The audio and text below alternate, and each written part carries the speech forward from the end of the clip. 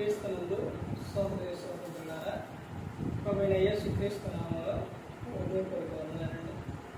ముందుగా ఎంత మంచి సమయాన్ని ఇచ్చిన తండ్రైన దేవునికి ప్రభువైన క్రీస్తు ద్వారా కృతజ్ఞతాస్తుతులు చెల్లిస్తున్నానండి. అందరూ బాగున్నారండి. వాక్యం చదువుకొని ప్రార్థన చేసుకున్న తర్వాత పాట పట్టేద్దాం. మత్తయి గారు రాసిన సువార్త 10వ అధ్యాయం. మత్తయి గారు రాసిన సువార్త 10వ అధ్యాయం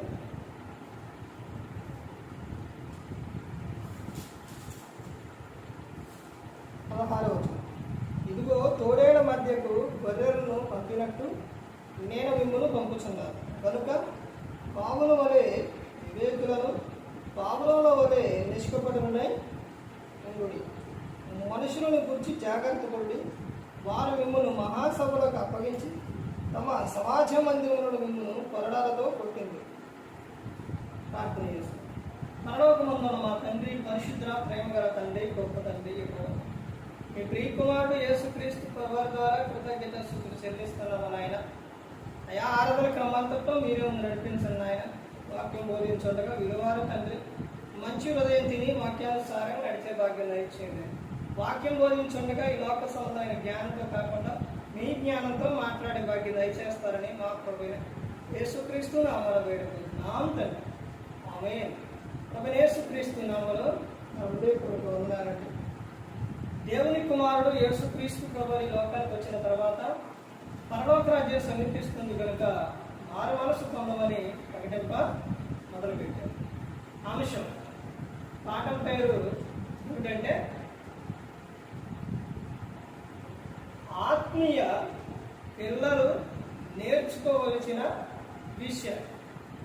ఆత్మీయ పిల్లలు అంటే ఆత్మీయులు నేర్చుకోవలసిన విషయం ఏంటి? ఆ విషయాలు అని మనం చూస్తే, తండ్రైన దేవుడు మనందరినీ ప్రేమించి ఈ లోకానికి మనందరినీ పంపించాడు. అంటే మనల్ని ఈ లోకంలో పుట్టించాడు. మనల్ని ఈ లోకానికి పంపించడానికి ముందు తండ్రైన దేవుడు సమస్తాన్ని కూడా ఏం చేశాడు? సమకూర్చాడు, సిద్ధం చేశాడు.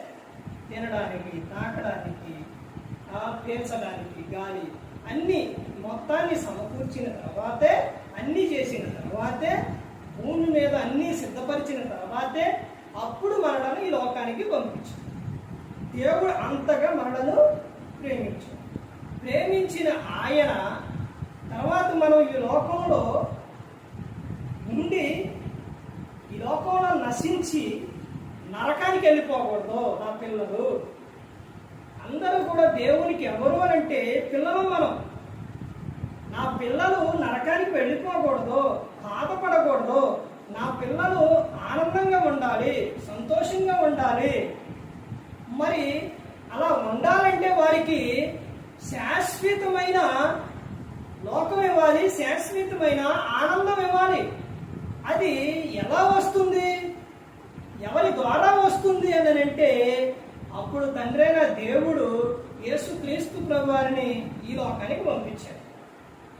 పంపించిన తర్వాత యేసుక్రీస్తు ప్రభువారు ఈ లోకానికి వచ్చి మనందరి కోసం సిలువలో తన ప్రాణాన్ని పెట్టారు. ఎవరు కూడా భూమి మీద ఎవరు కూడా ఈ జాగ్రత్తలు ఎవరో చెప్పరు. నరకం గురించి ఎక్కడుంది? ఏ పుస్తకాల్లో ఉంది? ఎక్కడుంది? ఎవరు చెబుతారని అంటే ఎందులో చదువు బైబిల్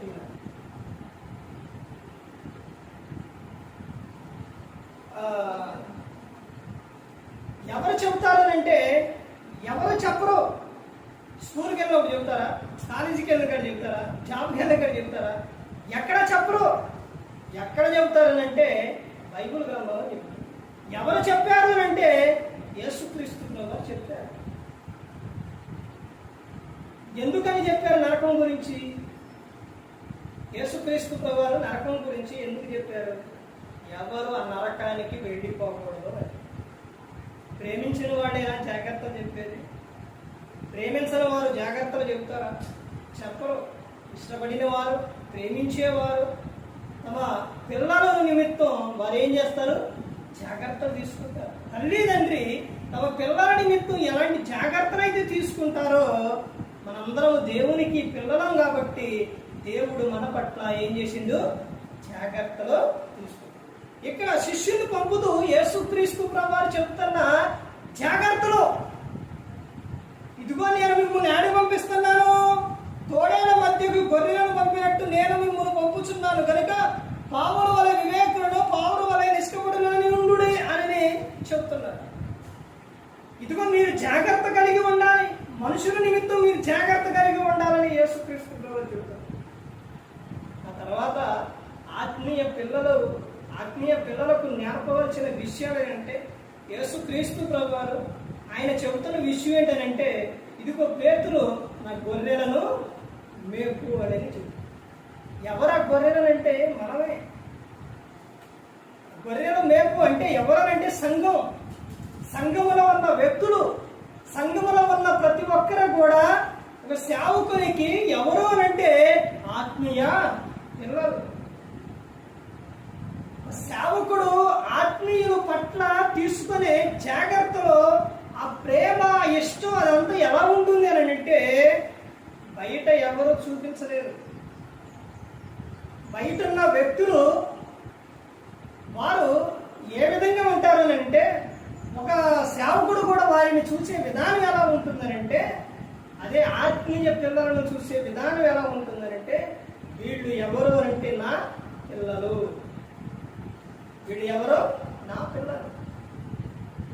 అపోస్తలుడైన పౌలు గారు సంఘములో ఉన్న వారి కోసం ఎంతో కన్నీరు విరుస్తారు, ఎన్నో చెబుతారు, వారి నిమిత్తం ఎన్నో బాధలు పడ్డారు అపోస్తలుడైన పౌలు గారు. ఎందుకనంటే వాళ్ళు పరిశుద్ధంగా ఉండాలి, ఈ లోక మర్యాదను అనుసరించకూడదు. రోమీయులకు రాసిన పత్రిక 12వ అధ్యాయం 1-2 వచనాల్లో ఉంటుంది. వాళ్ళు ఈ లోక మర్యాదను అనుసరింపకూడదు. వాళ్ళు ఎలా ఉండాలంటే, ఒకప్పుడు వారి జీవితం ఎలా ఉండాలంటే బొంగల పురుగులాగా ఉంది. ఇప్పుడు వాడి జీవితం ఎలా ఉండాలంటే సీతాకోక చిలకలాగా ఉండాలి, రూపాంతరం చెందాలి. ఆ విధంగా ఉండాలనే దేవుడు కోరుకున్నారు. అదే విధంగా మీరు ఈ విధంగా ఉండాలి అని అపోస్తలుడైన పౌలు గారు చెప్తారు. ఆత్మీయ పిల్లల జాగ్రత్తలు ఏమిటి అని అంటే చెప్తున్నారు కదా, ప్రతి ఒక్కరు కూడా ఎలా ఉండాలంటే పరిశుద్ధంగా ఉండాలి, పరిశుద్ధత కలిగి జీవించాలి. ఇప్పుడు ఇక్కడున్న ఆత్మీయ పిల్లలు, ఆత్మీయులు, సంఘములోని వాక్యం విని మారిన వారు, క్రీస్తు దగ్గరకు వచ్చిన వారు, సేవకుడు చెబుతుంటే వినేవారు, ఆత్మీయ పిల్లల విషయాల్లో ఒక సేవకుడు ఎలాంటి జాగ్రత్తలు తీసుకున్నాడంటే, వారి నిమిత్తం కన్నీరు విడుస్తారు, వారి కోసం ప్రార్థన చేస్తారు, వారి నిమిత్తం ఎంతో ప్రయాసపడతారు. అదే బయట ఉన్న వ్యక్తులు వారు ఎక్కడన్నా ఏదన్నా మాట్లాడుతున్నా, లేకపోతే బూతుమాటలు మాట్లాడుతున్నా, సినిమాలకు వెళుతున్నా, లేకపోతే ఏదన్నా చేస్తున్నా కానీ ఎలా ఉంటుందని అంటే, అంతగా ఎలా ఉంటుందంటే, మనకి ఒక విధంగా చూస్తే మన పిల్లల విషయంలో ఎలా జాగ్రత్తలు తీసుకుంటామో అదే విధంగా వారి విషయంలో అంత జాగ్రత్త అనేది, అంత విధానం అనేది, అదే మన పిల్లలు ఆ విధంగా తిరుగుతున్నా, ఆ విధంగా మాట్లాడుతున్నా మనకి ఎలా ఉంటుంది, ఎందుకు అలా మాట్లాడతారు, ఎందుకు అలా తిరుగుతారు అనే చెబుతారు. అదే బయట ఉన్న పిల్లలు వాళ్ళు తిరుగుతున్నా కానీ, ఏ విధంగా ఉన్నా కానీ అదే చెప్పాలంటే చెప్పలేరు. ఆత్మీయ పిల్లల విషయానికి వచ్చేసరికి వాళ్ళు ఒక విధంగా లోక సంబంధంగా ఉంటే, లోక సంబంధంగా జీవిస్తూ ఉంటే ఒక సేవకుడు తట్టుకోలేడు, అసలు భరించలేడు అనమాట. ఇక్కడ అదే చెబుతున్నారు కదా, ఏమని చెబుతున్నారంటే, ఆత్మీయ పిల్లలకు నేర్పవలసిన విషయాలు ఏంటంటే, ఇదిగో మీరు సంఘంలోకి వచ్చారు, సంఘంలో చేర్చబడ్డారు, మీరు ఎలా ఉండాలి అంటే పరిశుద్ధంగా జీవించాలి, ప్రతి ఒక్కడి కూడా వాక్యానుసారంగా చేయాలి. అలా చేయాలి అని అపోస్తలుడైన పౌలు గారు ఎన్నో సందర్భాల్లో చెప్పారు. ఇక్కడ శిష్యులకు చెప్తున్న విషయం ఇదే. యేసుక్రీస్తు ప్రభువారు మీరు వెళుతూ ఇలా చెప్పండి, మీరు మనుషుల నిమిత్తం ఎలా ఉండాలి, జాగ్రత్త కలిగి ఉండాలని చెప్తారు. సంఘంలో ప్రతి ఒక్కరు కూడా తెలుసుకోవాల్సిన విషయం ఏమిటి అని అంటే, గ్రంథం ఏమని చెబుతుందనంటే, ఇదిగో మీరు ఎవరు అని అంటే క్రీస్తు యొద్దకు వచ్చారు. క్రీస్తు యొద్దకు వచ్చిన వారు మీరు నేర్చుకోవాల్సిన విషయాలు ఏంటంటే, లోక మర్యాదను అనుసరించకూడదు. ఈ విషయం ఎవరు చెబుతున్నారనంటే గ్రంథంలో చెబుతున్నారు. ఏంటి లోక విషయాలు అంటే, గ్రంథంలోకి వెళ్తే పాత నిబంధన కానించి కూడా ప్రతి ఒక్కరు కూడా ఏం చేస్తూ వచ్చారనంటే పారంపర్య ఆచారాలు చేసుకుంటూ వచ్చారు. ఇంకా క్రీస్తు యుద్ధకు వచ్చిన తర్వాత నువ్వు మరలా అలాంటివి నువ్వు చేసే అవసరం లేదు. ఇదివరకు అన్నిటికీ భయపడేవారు, అన్నిటికీ భయపడి ఏం చేసేవారు అంటే, వారు ఏదో జరుగుతుందని అంతరాలు మంత్రాలు తంత్రాలు అవన్నీ కూడా చేసేవారు. ఇప్పుడు రోమీయులకు రాసిన పత్రిక 8:1 క్రీస్తు యేసునందు ఉన్న వారికి ఏ శిక్ష విధి కూడా లేదు. ఇప్పుడు ఎవరు ఏది చేసినా ఏదైనప్పటికీ కూడా అది ఏది నీ గృహానికి రాదు, ఏ తెగులు నీ గుడారమును సమీపించదో, తర్వాత ఏ హాని కూడా నీకు జరగదు. ఎందుకనంటే నీ గృహంలోని నీలోని ఎవరున్నారు? యేసుక్రీస్తు ఆయన నీలో ఉన్నారు, నీ చుట్టూ ఉన్నారు. కాబట్టి ఏదైనప్పటికీ కూడా నీ దగ్గరికి వచ్చి నిన్ను ఏది కూడా టచ్ అనేది చేయలేదు. ఇది ఆత్మీయ పిల్లలు నేర్చుకోవాలి. ఇంకా అనేకమైన విషయాల్లో భయపడటాలు, లేకపోతే ఏదో జరుగుతుందని విషయం ఎలాంటి అనేది వదిలేయాలి. తర్వాత ఇంకా వచ్చేసి పారంపర్య ఆచారాలు అనేది ఏం చేయాలి? వాటిని వదిలేసి, ఇది వరకు నువ్వు గతించే కాలంలో పోకిరి చేష్టలు, అలర్తో కూడిన ఆటపాటలు, త్రాగుబోతుల విందులు, చేయగలగనే విగ్రహ పూజలు, లేకపోతే ఇవన్నీ అన్ని జనుల ఇష్టాలు నెరవేర్చుట, ఇవన్నీ చేసావు. ఇవన్నీ ఇప్పుడు అవన్నీ అయిపోయినాయి. అవన్నీ గతించుకొని ఇక చాలు అని పేతురు గారు రాసిన పత్రికలో చెబుతారు. ఇక అవన్నీ అయిపోయింది. ఇప్పుడు నీవు చేయవలసిన విషయం ఏంటంటే, గ్రంథం ఏం చెబుతుంది, యేసుక్రీస్తు ప్రభువారు ఏం చెబుతున్నారు, వాక్యం ఏం చెబుతుంది, ఆ వాక్యానుసారంగా నడిచే విధంగా అలా ఉన్నప్పుడే ఏం జరుగుతుందంటే, దేవుడు మనల్ని ఏం చేస్తారో ఆశీర్వదిస్తాడు, కాపాడతాడు. ఎంతగా ఆశీర్వదిస్తారో అంటే, ఎంతగా కాపాడతారనంటే, ఇప్పుడు నువ్వు ఎవరు అంటే మనం దేవుని పిల్లలం, మనం దేవుని ప్రజలం. విషయం ఈ గ్రంథంలో చెప్తున్నారు కదా. మరి ఎవరో తెలుసండి? ఎవరో తెలుసా? రాజులైన యాజక సమూహం. మనం రాజులైన యాజక సమూహం అంటే, రాజులైన యాజక సమూహం అంటే యేసుక్రీస్తు ప్రభువారు ఎవరంటే రాజు. ఆయన రాజు అయినప్పుడు మనం ఆయన పిల్లలమైనప్పుడు మనం ఏమైతాం? రాజులైన యాజక సమూహం. ఇంకా ఆత్మీయ పిల్లలు తీసుకోవలసిన జాగ్రత్తలు ఏంటంటే, మాట విషయాల్లో జాగ్రత్త తీసుకోవాలి, ప్రవర్తన విషయాల్లో జాగ్రత్త తీసుకోవాలి, ఎక్కడికైనా వెళ్ళే విషయాల్లో జాగ్రత్త తీసుకోవాలి. ప్రతి ఒక్క విషయంలో కూడా ఏం తీసుకోవాలి అంటే జాగ్రత్తలు తీసుకోవాలి. తర్వాత భర్తకు వాక్యం చెప్పాలి. తర్వాత భార్య నిమిత్తం, కుటుంబ నిమిత్తం భర్త ఏం చేయాలి?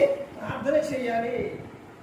పురుషుడు ప్రార్థన చేస్తే, మోకాళ్ళు వేసి ప్రార్థన చేస్తే దేవుడు క్షణాల్లో జవాబిస్తాడు. ఎందుకో తెలుసండి? పురుషునికి శిరస్సు ఎవరు? క్రీస్తు. మన పురుషుడు మొరపెట్టుకుంటే దేవుడు ఏం చేస్తారు? జవాబు వెంటనే. స్త్రీ ప్రార్థన ఇంట్లో దేవుడు. కాకపోతే ఎంత టైం పట్టిద్దంటే చాలా టైం పట్టింది. ఇప్పుడు యోబు ప్రార్థన చేస్తే ఆ కుటుంబం నిమిత్తం, పిల్లల నిమిత్తం వాళ్ళందరూ కూడా యోబు గారు ఏం చేశారు? ప్రార్థన చేశారు. తర్వాత ఇంకా వెనక్కి వెళ్తే ఇస్సాకు, యాకోబు వాళ్ళ భార్య పిల్లలు పుట్టకపోతే వాడు ఏం చేశారు? ప్రార్థన చేశారు, జవాబు వచ్చింది. ఇప్పుడు స్త్రీ కూడా ప్రార్థన చేస్తే దేవుడు వింటడు. కాకపోతే టైం పడుతుంది. ఎంత టైం పడుతుందంటే, పైగా ఎలా ప్రార్థన చేయాలంటే, ఎస్తేరు తమ రాజ్యాన్ని కాపాడుకోవడానికి ఎస్తేరు ఏం చేసిందండి? ఉపవాస దినం సాటించింది. స్త్రీ ప్రార్థన చేస్తే ఏం చేయాలి? ఉపవాసం పెట్టాలి, ఉపవాసం చేయాలి, కన్నీరు విడవాలి, లేకపోతే ఇవన్నీ చాలా ఉంటాయి. చాలా సేపు, చాలా రోజులు దేవునికి మొరపెట్టుకోవాలి. ఇవన్నీ చేసిన తర్వాత అప్పుడు అదే పురుషుడు మాత్రం మోకాళ్ళేసి ప్రార్థన చేసి కన్నీరు విడిస్తే దేవుడు వెంటనే జవాబు ఇస్తాడు. అలా నా జీవితంలో ఎన్నో దేవుడు మేలులు చేశాడు. అందుకనే చెప్తున్నారు కదా, కీర్తన గ్రంథం 188వ కీర్తనలో, యెహోవా యందు భయభక్తులు కలిగి ఆయన త్రోవల యందు నడుచువారంలో ధన్యులు. నిశ్చయముగా నీవు నీ చేతుల కష్టార్జితం అనుభవించదు. నీవు ధన్యుడవు, నీకు మేలు కలుగును. నీ లోగిట నీ భార్య ఫలించు ద్రాక్షవల్లి వలె ఉండును. నీ పిల్లలు ఒలేవ మొక్కల వలె ఉంటారు. యెహోవా యందు భయభక్తులు కలవని ఇలాగో ఆశీర్వదించు. అంటే ఇప్పుడు కింద చెప్పబడిన ఎవరి గురించి చెప్పారు? పైన ఎవరి గురించి చెప్పారు? పైన యజమానుడు గురించి చెప్పిండు. కింద ఎవరి గురించి? భార్య గురించి, పిల్లల గురించి చెప్పారు. అంటే ఇంటి యజమానుడు దేవుని యందు భయభక్తులు కలిగి ఉంటే ఆ విధంగా ఉంటారు. ఈ గృహంలోని ఇంటి యజమానుడిగా ఉన్న అతను అన్నయ్య మరి పార్ట్నర్షిప్ తీసుకుని మారారు కాబట్టి కుటుంబం ఎలా ఉంది? ఆనందంగా, సంతోషం. అమ్మ పిల్లలు కూడా ఎలా ఉన్నారు? చక్కగా ఉన్నారు, దేవునిలో ఉన్నారు. అదే విధంగా నిత్యం కూడా అలాగే ఉంటే ఇంకా కుటుంబం దీవించబడుతుంది, ఆశీర్వదింపబడుతుంది. ఎలా ఉండిద్ది అంటే, ఎంతగా దేవుడు హెచ్చిస్తున్నానంటే అందరూ కూడా మార్పు అంటే ఇది, దేవుని నమ్ముకుంటే ఈ విధంగా ఉంటారు అనే విధానం ఉంటుంది. ఒకరు మీ దగ్గరకు వచ్చి అడగటమే కానీ వెళ్ళి ఇంకొకటి దగ్గరికి వెళ్ళి అడిగే విధంగా దేవుడు చేయడు. అది కూడా నీకు ఏదైనా అవసరం అంటే ఆయన నీకు ఆలోచన ఇచ్చి సహాయం చేపిస్తాడు. అంతగా దేవుడు నిన్ను హెచ్చిస్తున్నాడు. ఆత్మీయ పిల్లలు క్రీస్తుని నమ్ముకున్న తర్వాత వాళ్ళ జీవితం ఎలా ఉంటుందనంటే దినదినము ఫలించి అభివృద్ధి చెందుతుంది. అయితే లోక సంబంధమైన విషయాలు, లోక సంబంధమైన పారంపర్య ఆచారాలు అనేది మరలా రాకూడదు. వివాహం చేసేటప్పుడు ప్రతి ఒక్కటి వాక్యానుసారంగా చేయాలి. ఏదన్నా కార్యక్రమం చేసేటప్పుడు వాక్యానుసారంగా చేయాలి. ఇదిగోండి మా తాత అలా చేసిండు, మా ముత్తాత అలా చేసిండు, ఆళ్ళటి చేశారు, ఇట్లాంటి చేశారు, మా పొలం అలా చేస్తుంది, ఆళ్ళటి ఇది అది అని అలాంటి ఏదన్నా దేవునికి ఇష్టం లేని ఏది కూడా చేయకూడదు. దేవుడు నిన్ను పిలుచుకున్నారు, ఏర్పరచుకున్నారు, ఆయన యుద్ధకు వచ్చావు. ఇప్పుడు ప్రతి ఒక్కటి కూడా వాక్యానుసారంగా చేయాలి. ఆత్మీయ పిల్లలు తెలుసుకోవలసిన విషయాలు ఏమిటంటే, ఈ లోకంలో క్రీస్తు యుద్ధకు వచ్చారు. ఇప్పుడు నిత్యము కూడా వారు చేయవలసిన విషయం ఏంటంటే, నిత్యం నీలో ప్రార్థన ఉండాలి, వాక్యం ఉండాలి, మంచి ప్రవర్తన కలిగి ఉండాలి. ఈ మూడు ఉండాలి. దేవునికి మహిమకరంగా, దీవెనకరంగా ఉండాలి, పరిశుద్ధంగా జీవించాలి, పరిశుద్ధత కలిగి జీవించాలి, ఆ విధంగా జీవించాలి. దేవుణ్ణి నమ్ముకుంటే మాకన్నీ శ్రమలో, బాధలో, ఈ నిందలో ఇవన్నీ వస్తున్నాయని అంటే అన్నీ వస్తాయి. అవన్నీ కూడా ఏంటంటే మన మేలు కొరకే. ఇంకో విషయం ఏంటంటే, అవన్నీ కూడా మనకి ఏమి నేర్పుతాయి అంటే పాఠాలు నేర్పుతాయి. ఆదాము అవ్వ విషయంలో ఒకటి గమనించండి, అన్ని చెట్లు పెట్టి ఒక చెట్టు పండే తినొద్దండు, అన్నీ తినమండం. ఇప్పుడు వాళ్ళు తింటారు అని దేవునికి తెలుసు, కానీ వారి విశ్వాసం ఎలాంటిది, వారు నా మాట వింటారా లేదా అని పరీక్ష పెట్టారు. కానీ వారు ఏమని చేశారు? ఆ పరీక్షలో వాళ్ళు ఫెయిలయ్యారు. అలాగే నీకు శ్రమలైనా, బాధలైనా, నిందలైనా ఏవైనా వచ్చినప్పుడు నీవు విశ్వాసంలో నిలకడగా ఉంటావా, లేకపోతే దేవుడు ఉంటే నాకెందుకని అవిశ్వాసం తెచ్చుకొని అంతటితోనే లోకానికి వెళ్ళిపోతావా? ఎన్ని వచ్చినా కానీ అలాగే నిలబడి అలాగే ఉంటే దేవుడు నిన్ను హెచ్చిస్తున్నాడు, దీవిస్తున్నాడు. యోబు గారు ఎన్ని శ్రమలు వచ్చినాయి, పిల్లలు పోయారు, ఆస్తులు పోయినాయి, గొర్రెలు అన్నీ మొత్తం పోయినాయి. దేవుణ్ణి ఎక్కడైనా దూషించాడా? చివరి వరకు ఆయన అలా తన దేహానికి కూడా అనారోగ్యం వచ్చింది, భయంకరమైన వ్యాధి, అవన్నీ మొత్తం అనారోగ్యం వచ్చినా కానీ దేవుణ్ణి ఎక్కడా దూషించలేదు. ఆయన అలాగే ఓర్చుకున్నాడు. అన్ని పోయినా ఆయన చెప్పిన విషయం ఏంటంటే యెహోవా ఇచ్చెను, యెహోవా తీసుకొని, దేవుని నామముకే మహిమ కలుగును గాక అని చెప్పిండు. చివరిగా దేవుడు ఆయనను ఎంతగా హెచ్చించారు అని అంటే పోయిన దానికి మరలా రెండంతలో. ఆ దేశంలో యోబు అంత కోటేశ్వరుడు, ధనవంతుడు యోబు కోటేశ్వరుడు. పిల్లలు పోయిన పిల్లల కన్నా మరలా ఈసారి వచ్చిన పిల్లలు ఎలాంటి పిల్లలంటే యోబు కుమార్తెలైన అందమైన కుమార్తెల దేశంలో లేరంట. అంత అందమైన కుమార్తెను ఇచ్చింది దేవుడు, సంపద ఇచ్చింది, ఆస్తి ఇచ్చింది, అంతా ఇచ్చింది. అదే మొదటిలోనే దేవుని నమ్ముకుంటే నాకు ఈ బాధలో దేవుడు లేడు, ఏమి లేవు అని ఆయన కళ అంటే అవన్నీ వచ్చేయాలి, చేయగలరు. అందుకని ప్రతి ఒక్కరు గమనించుకోవాలి. శ్రమలైనా, నిందలైనా, బాధలైనా ఏదైనా కానీ వచ్చినప్పుడు మనకు ఆధారం ఎవరంటే దేవుడే. ఆయనకే మొరపెట్టుకోవాలి. ఆయనే శోధనలో, శ్రమల్లో, బాధల్లో అన్ని విషయాలు ఆయనే మనకు సహాయం చేస్తారు. అపవాది ఏం చేస్తారంటే ఆనందాన్ని, సంతోషాన్ని ఇస్తారు. ఏదన్నా అందులో ఏదన్నా ఒక ప్రమాదం జరిగింది అనుకోండి, వాడు పట్టించుకోలేక నా సంబంధం లేదన్నాడు. అర్థమవుతుందండి. ముందేవో ఏమిచ్చిండు? ఆనందాన్ని ఇచ్చిండు, సంతోషాన్ని ఇచ్చిండు, చూపించిండు, అందులో పడిపోయాడు. ఇప్పుడు ఉదాహరణకి ఒక యవన స్త్రీ ఉన్నారు. వీళ్ళిద్దరూ ఇష్టపడ్డారు. ముందు వాడు ఆకర్షణంగా చూపెట్టారు. ఇప్పుడు అక్కడికి అబ్బాయి వెళ్ళిన తర్వాత అక్కడ ఏం చేశారు? అక్కడ దొరికిపోయింది. ఇప్పుడు దొరికిపోయిన తర్వాత సాధారణ ఇప్పుడు నా పరిస్థితి ఏంటంటే తల్లు తిను లేకపోతే చచ్చిపో. అది చెప్పేది అదే. ఇక అర్థమైందండి. ముందు ఆనందాన్ని ఇచ్చిండు, తర్వాత బాధలు. ఇక అయిపోయాడు. కానీ దేవుడు మాత్రం ప్రభా నాకు ఈ సమస్య వచ్చింది ప్రభా, నాకు ఆపద వచ్చింది ప్రభా అని నేను కేకేస్తే ఆయన వచ్చి నీకు ఏం చేస్తారో సహాయం చేస్తాడు. ఆత్మీయ పిల్లలు నేర్చుకోవాల్సిన విషయాలు ఏంటంటే నీకు ఏదొచ్చినా, ఏ శ్రమైనా, బాధ అయినా, నిందైనా నువ్వు లోకం వైపుకి వెళ్ళకోకుండా దేవుని వైపే ఆయనకే మొరపెట్టుకోవాలి. ఆయన అలా మొరపెట్టుకున్నప్పుడు ఆయన మన ప్రతి అవసరం తీరుస్తుంది. దేవుడు విడిచిపెట్టి ఆయన కాదు, ఎప్పుడు నిత్యం మనల్ని ఆయన కాపాడుతూనే ఏదైనా కానీ ప్రతి ఒక్కటి మన మేలు కొరకే. ప్రతి ఒక్కటి కూడా మనల్ని ఎప్పుడు కూడా దేవుడు విడిచి పెట్టాలి. ప్రతి ఒక్కరు గమనించుకోవాలి. ఏ ఒక్కరు కూడా నశించి నరకానికి వెళ్ళిపోకూడదండి. యేసుక్రీస్తు ప్రభువు ఈ లోకానికి వచ్చి మనందరి కోసం సిలువలో తన ప్రాణాన్ని పెట్టి ఉన్నారు. మరి ఈ విధంగా నిలబెట్టి మాట్లాడించిన తండ్రి దేవునికి కృతజ్ఞత చెల్లిస్తూ ఇంతవరకు శ్రద్ధగా ఉన్న మీకు ప్రభు పేట చెల్లిస్తూ ఈ మాటలు ముగిస్తున్న అందరికీ వందనాలు.